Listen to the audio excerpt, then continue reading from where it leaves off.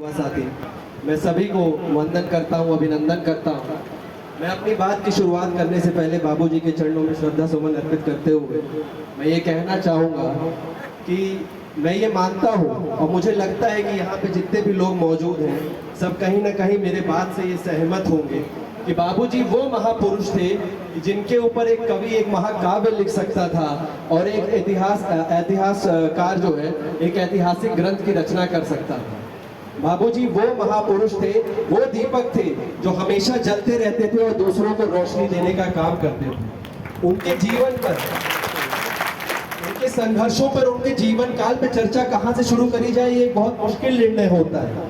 उनके जीवन पे चर्चा करना इतना आसान नहीं। एक छोटे से मिल्कीपुर के विधानसभा क्षेत्र के एक छोटे से गांव से निकलकर उन्होंने शिक्षा प्राप्त करी, फिर उन्होंने सेवा, देश की सेवा के लिए सेना ज्वाइन किया। कुछ दिन उन्होंने देश की सेवा जो है सेना में रह के की और उसके बाद किन्हीं कारणवश उनको सेना छोड़नी पड़ी तो वो गांव वापस चले आए। जब गांव वापस आकर उन्होंने ये देखा कि यहाँ पे सामंतियों का बोलबाला है, यहाँ पे दलितों, पिछड़ों और गरीबों का शोषण होता है, तो उन्होंने ये संकल्प लिया कि मैं अपना बाकी बचा हुआ जीवन जो है सारी समाज के सेवा में लगा दूंगा, समाज की लड़ाई लड़ने में लगा दूंगा। और ये सारी बातें बहुत विचारणीय है। बाबूजी जब राजनीति में आए थे तब सामंतवादियों का बोलबाला था, सामंतवादियों का जो अत्याचार था वो अपनी चरम सीमा पर था।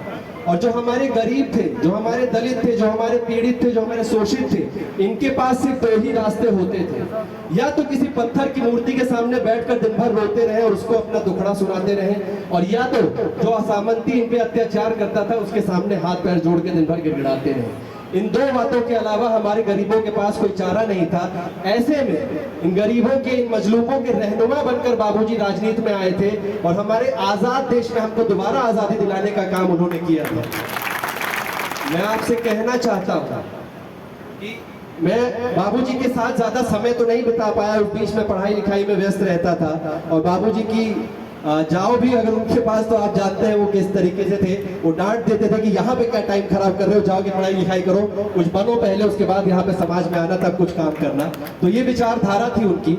तो जब क्योंकि मुझे उनके साथ ज्यादा समय बिताने का टाइम नहीं मिला तो मैं उनके बारे में जानने के लिए, उनकी कार्यशैली को समझने के लिए, उनके व्यक्तित्व को समझने के लिए कहीं ना कहीं उनके बारे में कुछ पढ़ता रहता हूँ। जो भी पेपर में छपता है या जो भी हमारे लेखक बंधु लिखते रहते हैं उनमें पढ़ता रहता हूँ। तो हम कुछ दिन पहले अभी एक आर्टिकल पढ़ रहा था आरजे यादव जी का, जो शायद स्वाभिमान संस्थान के महासचिव भी रह चुके हैं।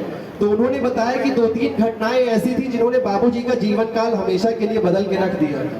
शायद इन घटनाओं की चर्चा पहले भी हो चुकी है, लेकिन मैं आपसे दोबारा इसलिए करना चाह रहा हूं ताकि आप समझें, इस गंभीरता से समझें कि उस जमाने में सामंतवादियों का कितना अत्याचार था, कितना जो है पीड़ित करते थे वो लोगों को। पहली घटना थी एक कुम्हार के घर की। एक कुम्हार था जो किसी सामंतवादी के घर का खपड़ैल रिपेयर कर रहा था, उसकी मरम्मत कर रहा था, और उस कुम्हार की बेटी की तबीयत खराब थी। तबीयत खराब होने के कारण जब उसकी बेटी एक्सपायर कर गई, मिट्टी हो गई उसकी, तो उसकी बीवी गई उसको बताने के लिए कि आपकी बेटी एक्सपायर कर गई, आप उसको जल के मिट्टी दे दीजिए। लेकिन सामंतवादियों ने उसको जाने नहीं दिया, अब मार के उसकी बीवी को वहां से भगा दिया।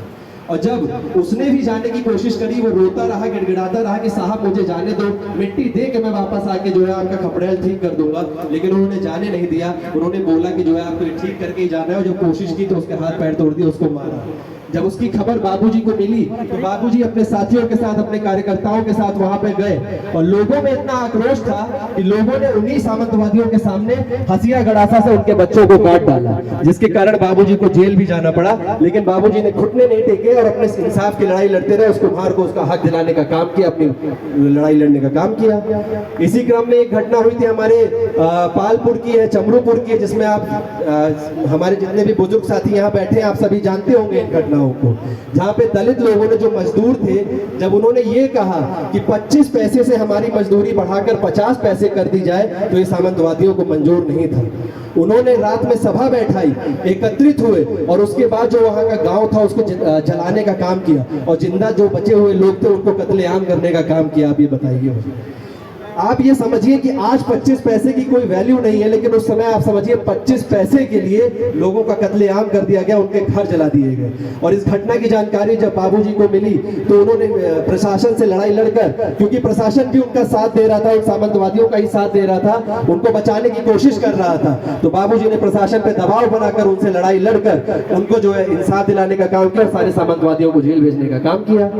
इसी कड़ी में कई लड़ाइयां संघर्ष हमारे परिवार में जारी रहा। आप मथुरा तिवारी जी का देख लीजिए, जब हत्याकांड हुआ था सारा का सारा प्रशासन जानता था कि उसमें बाबूजी का कोई हाथ नहीं है, लेकिन उसके बाद भी बाबूजी को उसमें जबरदस्ती फंसाया गया सिर्फ इसलिए कि इनकी राजनीति को कमजोर किया जाए। हमारे घर पे कुर्की का आदेश हो गया। अम्मा अपने बच्चों के साथ, हमारी दादी अम्मा अपने बच्चों के साथ खड़बड़िया के जंगल में छुपी हुई थी और कुर्की में पुलिस प्रशासन से ज्यादा तो सामंतवादी लोग साथ में आए थे, जो पूरा घर तहस नहस करके चले गए थे। जो सामान ले जा पाए उसको लेके गए और जो सामान नहीं ले जा पाए उसको तहस नहस कर दिया। यहाँ तक कि जो खाने का सामान था उसमें पेशाब करने तक का काम किया था, उन्होंने टट्टी करने तक का काम कर दिया था। इतनी गिरी मानसिकता के साथ उन्होंने काम किया था। लेकिन उसके बाद भी बाबूजी ने कभी घुटने नहीं टेके, हमेशा गरीब और शोषितों की लड़ाई लड़ते रहे और आखिरी समय तक अखिलेश जी को यही कहा कि मैं अपने फैजाबाद को आपके हाथों में सौंप के जा रहा हूं, ये फैजाबाद आपकी जिम्मेदारी है। लोग ये कहते हैं कि मेरे पापा आदरणीय आनंद सेन जी में बाबूजी की छवि नहीं दिखाई देती। मैं उनको ये बताना चाहता हूं कि जिस तरीके से लगातार बाबूजी संघर्ष करते रहे, अगर आज कोई नेता आपके लिए लगातार लड़ाई लड़ने का काम कर रहा है तो मेरे पिताजी कर रहे हैं। यहाँ पे आप चंदौर का हत्याकांड देख लीजिए। जब चंदौर का हत्याकांड हुआ जिसमें शिवपूजन यादव जी की हत्या हुई थी, तो उसमें दबाव बनाकर उसको सुसाइड दिखा दिया गया था, उसको आत्महत्या दिखा दिया गया था। एसओ ने रिपोर्ट लगा दी थी कि ये आत्महत्या है। जब उस परिवार को इंसाफ नहीं मिला, वो वहां पे परेशान रहा, तब उन्होंने पापा को जब मेरी जानकारी मिली तो वो गए वहां पे, वहां लड़ाई लड़ने का काम किया। जैसे ही वो वहां पे पहुंचे, एसओ, सीओ और सब एसडीएम वहां पे आके एफआईआर लिखाया उन्होंने, और जितने भी सामंतवादियों ने शिवपूजन यादव जी की हत्या की थी उनको सबको जेल भेजने का काम किया, उनके परिवार को इंसाफ दिलाया। यहाँ पीपर कांड में भी जैसे चमरूपुर की लड़ाई थी वैसे ही पीपर कांड भी हुआ था।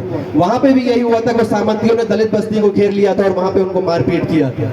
तब समाजवादी की ही सरकार थी, 2005 की बात है। पापा विधायक भी नहीं थे, लेकिन 2004 में आप सबके समर्थन से बाबूजी जो है बसपा से दोबारा सांसद बन गए थे। और उसके बाद जब वहां पे लोगों को परेशान किया गया, मारा पीटा गया दलितों को, तो कोई नेता वहां पे उनकी मदद करने के लिए नहीं गया। लेकिन बिना पद के होते हुए मेरे पापा वहां पे गए थे और उनकी लड़ाई लड़ने का काम किया था और प्रशासन के ऊपर दबाव बनाकर उनको इंसाफ दिलाया था वहां पे लोगों ने। तो जो अभी मिंटू चाचा ने भी कहा कि विधायक और सांसद और जिला पंचायत और पीडीसी बनना आसान है, लेकिन बिना पद के अगर आप किसी की लड़ाई लड़ सकते हो तभी आप असली नेता बनते हो, तभी आप असली समाज सेवी बनते हो। जो लोग ये देखिए, मैं ये बातें कह के अपने पिता की महानता नहीं दिखाना चाहता, लेकिन मैं ये सीधे सीधे कहना चाहता हूँ। मैं उन लोग को ये मुंह तोड़ जवाब देना चाहता हूँ जो लोग ये कहते हैं कि आनंद सिंह जी कोई लड़ाई नहीं लड़ते। मैं उन लोगों को ये मुंह तोड़ जवाब देना चाहता हूँ अपने बातों के माध्यम से, जो लोग ये कहते हैं कि इनमें बाबूजी की छवि नहीं दिखाई पड़ती। इनमें बाबूजी की छवि दिखाई पड़ती है और वो ये चीज भली भांति जानते हैं, इसीलिए वो चौराहे पे चाहते हैं कि आप इनका साथ ना दो। आपके बीच में, आपके और आपके नेता के बीच में दूरियां बढ़ाने का काम करते हैं ताकि आप इनका साथ ना दो और आप कमजोर करो अपने नेता को। और जब आपका नेता कमजोर होगा तो आपकी लड़ाई लड़ने वाला कोई नहीं होगा। यहाँ पे गलतियां ऐसी पहले भी हमसे हुई हैं। जब आज कई सारे लोग कहते हैं कि अगर बाबूजी होते तो ऐसा होता, बाबूजी होते तो वैसा होता, और शायद मुझे नहीं भी कहना चाहिए ये चीज, लेकिन आप मुझे बताइए, जब 2014 का चुनाव चल रहा था और बाबूजी खुले मन से सबको ये कह रहे थे कि 2 गुजराती आ रहे हैं और पूरा देश बेच डालेंगे, तब किसी ने उनकी बात नहीं सुनी थी? क्या हम ही लोगों ने, हमारी जनता ने, हमारी कार्यकर्ता ने, मैं अपने आप को भी उसमें लेता हूं, क्या हमसे चूक नहीं हुई थी जब बाबूजी 2.5 लाख से चुनाव हारे थे? जो जिंदगी भर आपकी लड़ाई लड़ने का काम करते रहे, जो जिंदगी भर आपको इंसाफ दिलाने का काम करते रहे, आपको आजाद दिलाने का काम करते रहे, वही चुनाव 2.5 लाख से हार गए थे। क्या ये हमारी गलती नहीं थी? और मैं आपसे शिकायत नहीं कर रहा हूँ या मैं आपको नीचा दिखाने की कोशिश नहीं कर रहा हूँ, लेकिन मैं एहसास दिलाना चाहता हूँ कि बीच बीच में हमसे भी गलतियां हो जाती हैं, लेकिन वक्त आ गया उन गलतियों को सुधारने का और अपने आप को, अपने संगठन को मजबूत करने का।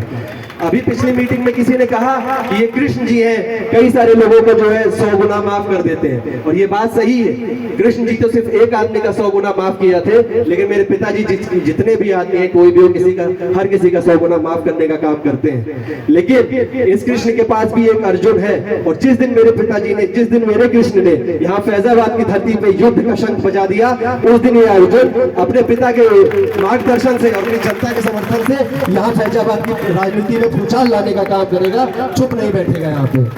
और मैं आपसे कहना चाहता हूँ, कि जो भी बाबूजी की बगिया के फूल थे या जो भी हमारे संघर्ष हमारे साथ कभी रहे, आपको अगर ये लगता है कि अब ये सेन परिवार चुप बैठेगा तो अब सेन परिवार चुप नहीं बैठेगा। जितना हमें बर्दाश्त करना था हमने कर लिया, अब हम आप पलटवार करेंगे। हम किसी को नहीं, किसी की भी कोई भी गद्दारी बर्दाश्त नहीं की जाएगी और सबका दिमाग ठीक करने का काम किया जाएगा। मैं बस इतना ही कहना चाहता हूँ, वक्ता बहुत सारे हैं, मैं बहुत ज्यादा समय नहीं लूंगा, बस इतना ही कहना चाहता हूँ अंत में कि लोग कहते हैं कि आपको ना समाजवादी पूछ रही है, ना आपको बसपा पूछ रही है, ना आपको कांग्रेस पूछ रही है, ना आपको भाजपा पूछ रही है। ऐसा कुछ नहीं है, हमको साफ पूछ रहे हैं। और सबसे बड़ी बात, हमारी ये जनता हमको पूछ रही है और पूछ ही नहीं रही है, ये जनता हमारी पूछ भी रही है और ये जनता हमें पूछ भी रही है। और जब तक ये हमारी जनता हमें पूछती रहेगी, फैजाबाद की धरती पे एक आदमी भी अगर होगा जिसको हमारी मदद की जरूरत होगी, तब तक हम उसकी लड़ाई लड़ने का काम करते रहेंगे, उसकी मदद करने का काम करते रहेंगे और कभी अपने घुटने नहीं टेकेंगे।